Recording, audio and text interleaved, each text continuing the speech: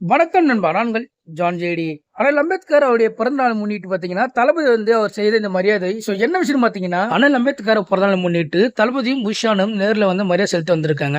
வந்ததுல பார்த்தீங்கன்னா, தளபதி வந்து கையில வந்து ஒரு பூ மாலையும், அதுக்கப்புறம் ஒரு கவர்ல ஒரு மாலையும் எடுத்து வந்திருக்காங்க. தளபதி கையாலேயே பார்த்தீங்கன்னா, அந்த சிலைக்கு வந்து தட்டுல இருந்து அந்த பூவ வந்து மரியாதை செலுத்திட்டு, அதுக்கப்புறம் கவர்ல இருக்க அந்த மாலைய எடுத்து அந்த சிலைக்கு வந்து மரியாதை செலுத்தியிருக்காங்க.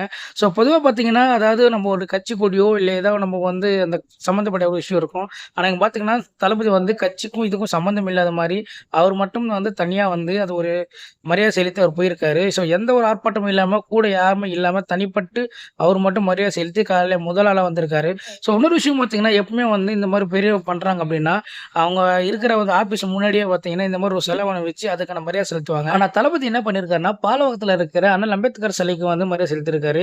இது எத்தன பேர் கவனிச்சீங்கன்னு தெரியல. அதாவது அவர் போட்ட அந்த மாலை பார்த்தீங்கன்னா, அவருடைய கட்சி கொடியோட கலரா இருக்கும். எந்த ஒரு ஆர்ப்பாட்டமும் இல்லாம, அதாவது கட்சி கொடி எதுவும் காட்டாம, சிம்பிளா வந்து அவருடைய மாலைய போட்டு அவருடைய மரியாதை செலுத்தியிருக்காங்க. இத பத்தி நீங்க என்ன நினைக்கிறீங்க? மறக்காம கமெண்ட் பண்ணுங்க. தளபதி ரொம்ப பிடிக்கும்னா டிவிகேன்னு கமெண்ட் பண்றேங்க. முடிஞ்ச என் சேனல ஃபாலோ பண்ணி